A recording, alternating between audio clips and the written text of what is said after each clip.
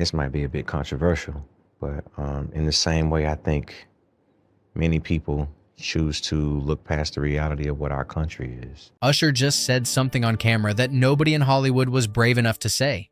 And before this video is over, you are going to hear him say it in his own words. We have the actual footage.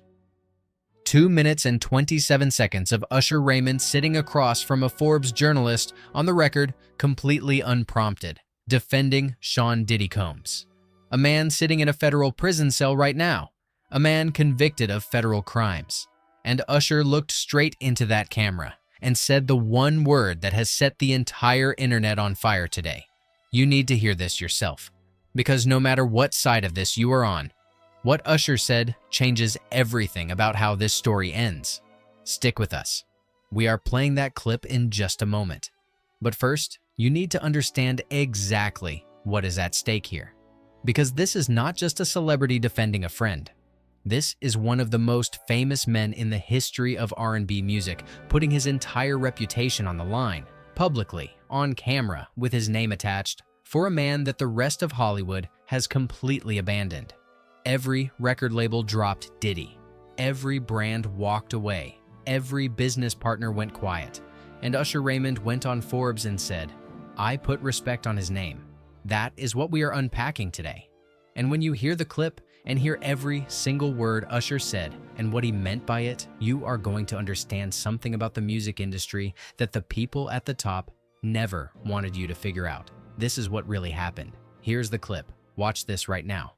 I mean, this might be a bit controversial, but in the same way, I think many people choose to look past the reality of what our country is, the standards that we now stand on. We can't ignore the reality of the history, but in many ways, I think certain people are prosecuted and maybe not recognized for the greatness, that they offer. I don't have anything negative to say about Sean Combs because my experience was not what the world has seen and how he's been, misrepresented. I'm not saying that every man is perfect. I'm not saying that all of us don't have flaws, but I can't, with any sense of humanity, not recognize the valuable contributions that this man made for us as Black entrepreneurs, for us as businessmen, for us as people who transition, culture and ideas into something that's tangible and becomes business. So many people benefited from what he created. And I acknowledge that. And that's why I see him as legacy. Yeah.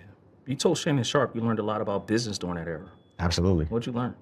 Puff was a mentor bum, but he was like you have that really, really hard teacher, but you're watching something in real time. I think that the idea of the level of discipline that came with that time in business, especially in an era that was trying to prove itself culturally in hip hop. Now, you can't turn on the television and not see the influence of hip hop. That's right. But the people who actually made that appropriate and are the forefathers are people like Sean Combs. And not just in the great times that they had musically, but in the idea of being able to find ways to monetize culture and create something that was not just Black or white. It was colorless. It was green. That's who I see that man as. And that's what I choose to remember. I put respect on his name because I realized that, what I learned as a businessman before I even understood what business was, came as a result of seeing the incredible things that he was able to do and the way that he positioned himself as a businessman. There are trials and tribulations that come with the pressures of success and power. But what we choose to do with it is what I hope that you see with me and hopefully all the people that I'm involved with, right? Did you catch all of that? Because there are several things buried inside what Usher just said that most people are going to miss entirely. We are going to go through it line by line before this video is over. But before we do, you need the full story, the full history between these two men. Because without it, you cannot understand why what Usher just did is either the most loyal thing anyone has said in Hollywood this year, or the most dangerous. Let us go back to the beginning. Usher Raymond IV was born in Chattanooga, Tennessee in October of 1978. He grew up singing in church, the kind of kid whose voice made adults stop mid-conversation and pay attention. By the time he was a teenager, he was already performing on Star Search, the national talent competition that launched more careers than any record label in the 1990s. He did not win, but the right people saw him anyway. Antonio L.A. Reid was one of the most powerful music executives in America. He ran LaFace Records out of Atlanta, the label that was home to TLC, Toni Braxton, and Outkast, and when he heard a teenage Usher sing, he moved quickly.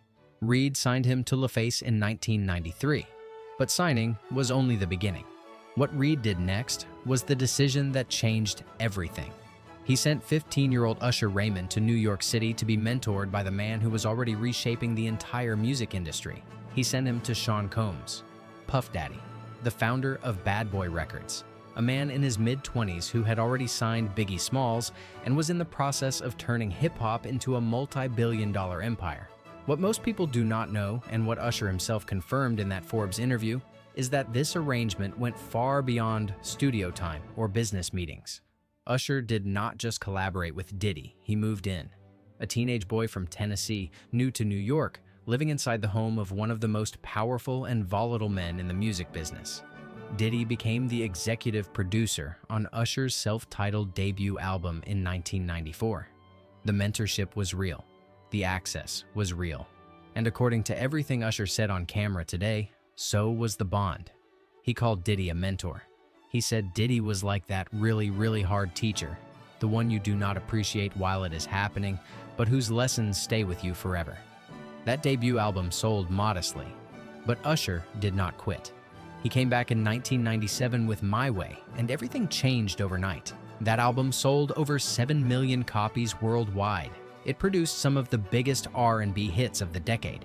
By the early 2000s, Usher Raymond was not just a star, he was the defining voice of an entire era of American popular music. 8 studio albums, over 100 million records sold worldwide, 14 #1 singles on the Billboard Hot 100, 2 Grammy Awards, a Super Bowl halftime show in 2024 that reminded an entire generation exactly who he was, a Las Vegas residency, a net worth in the hundreds of millions.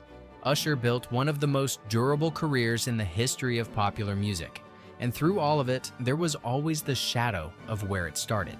Now, we need to talk about what happened to the man who gave him that start.